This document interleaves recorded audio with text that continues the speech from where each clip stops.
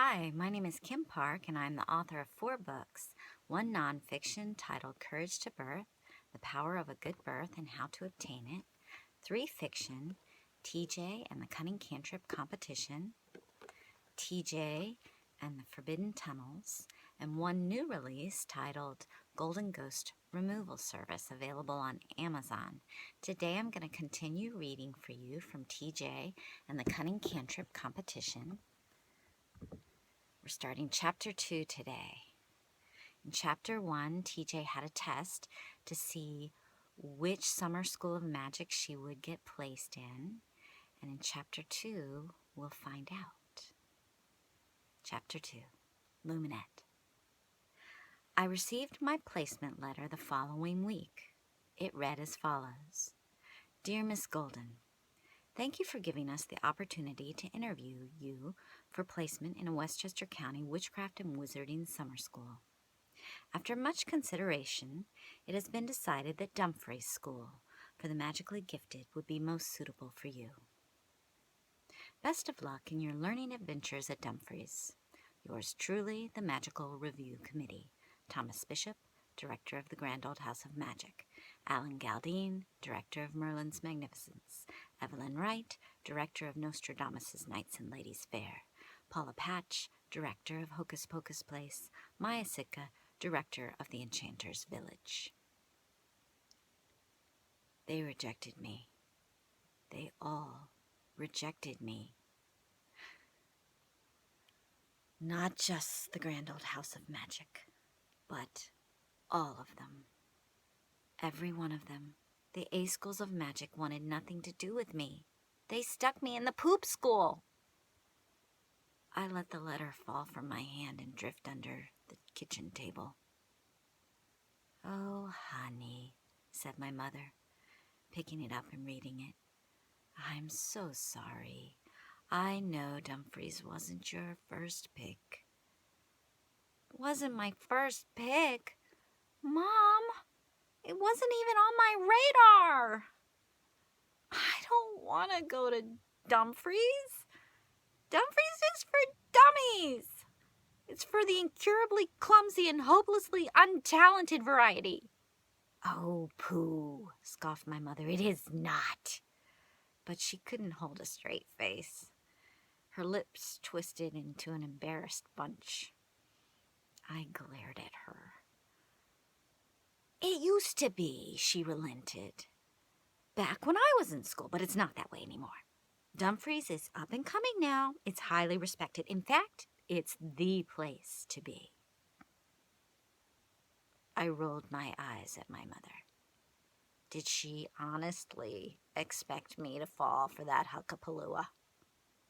Mom, no one from Dumfries has ever made it past round 1 of the Cunning Cantrip Competition. I can't train to be a champion there. Of course you can. Director Angelica Grubbins is one of the finest witches I know. And from what I hear, she's pulled in some high-caliber international witches and wizards to come and teach at her school this year. Really? Much as I hated to admit it, this piqued my interest. Really, said my mom. Like who? Like Tabitha Mitten and Joshua Ferris and Carson Hopper. Tabitha Mitten, are you sure? Yes, I'm sure. Tabitha Mitten. My idol, Tabitha Mitten, the witch who levitated the 3,000-pound gong of Xi'an from Mount Jinghai to Mount Tongday in a day. The same. And Joshua Ferris, the wizard who flew around the world on a broomstick in 56 hours and 18 minutes flat? Yes. And Carson Hopper, the wizard who time-walked all the way back to ancient Egypt to save the Library of Alexandria from fire? The very one. You're lying, I said, unconvinced. Those people are famous. They're famous beyond famous. they'd never come to Dumfries. I hurled the name Dumfries like a pus-filled eye of newt. "Tora Jane Golden," reprimanded my mother. "What a thing to say! I am not lying. Your father heard the news just yesterday when he was removing a mini ogre from Director Grubbins's pantry." My mother folded her arms across her chest and raised an eyebrow. I scowled at her. "Aw, come on, honey," she said. "How bad can Dumfries really be?" I didn't answer that one, because I didn't plan to find out. I simply wasn't going to go to summer school this year. I stuck my nose in the air and turned toward the refrigerator to look for something to eat. "Do we have any more lasagna?"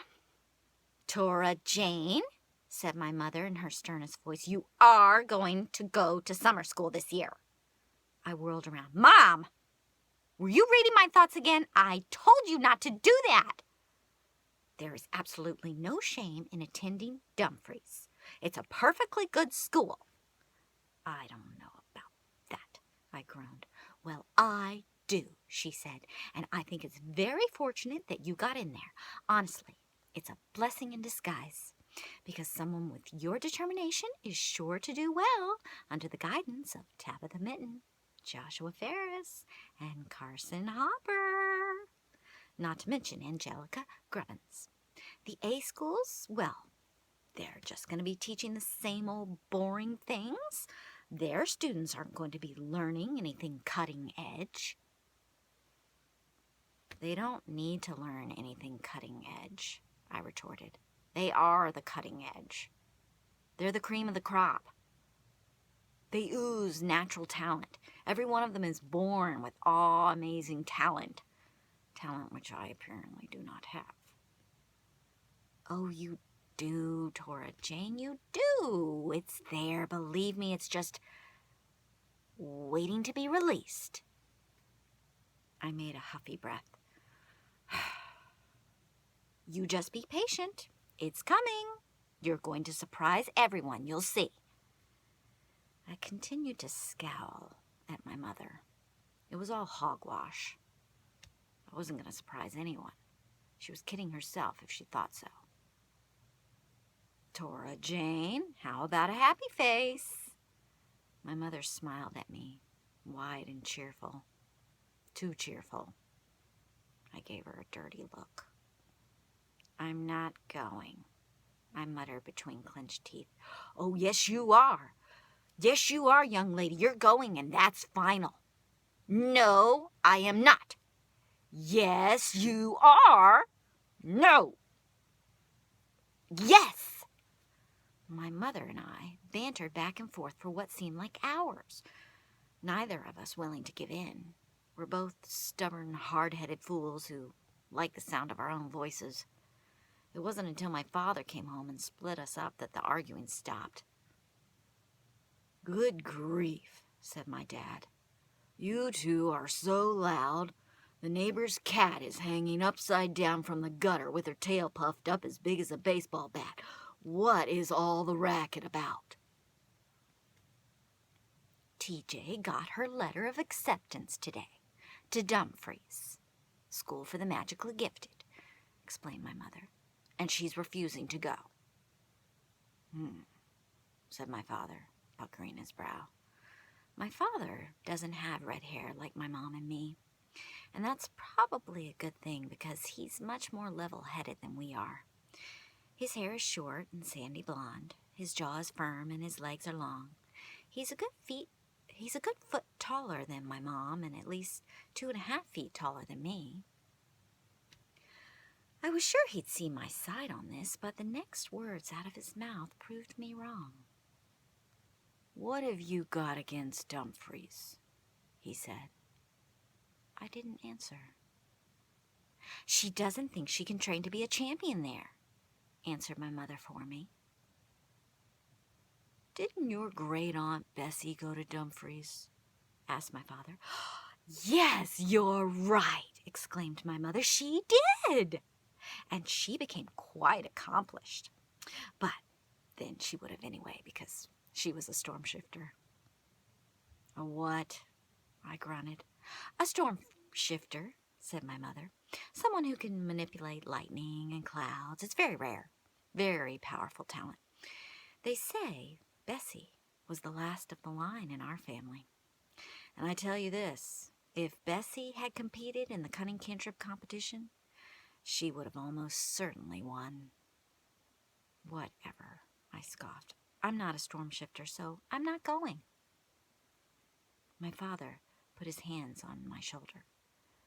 Yes, you are going, he said firmly. I stared blankly back at that man, tears slowly filling my eyes. It looked like I wasn't going to get my way here. I wasn't going to get out of this. Normally, if I threw a big enough fit, I could wheedle my mother into giving me my way. But not my father. Wheedling never worked on him. He was as inflexible as an iron pipe. I didn't bother to retort. I sucked in my cheeks, brushed back my tears, stamped my foot, and turned on the spot. As loudly as possible, I pounded my way upstairs to the privacy of my bedroom, where I flung myself onto my bed and sobbed relentlessly into my pillow. I'll stop there and continue next time. If you enjoyed this reading, please give me a thumbs up and please subscribe. Thank you.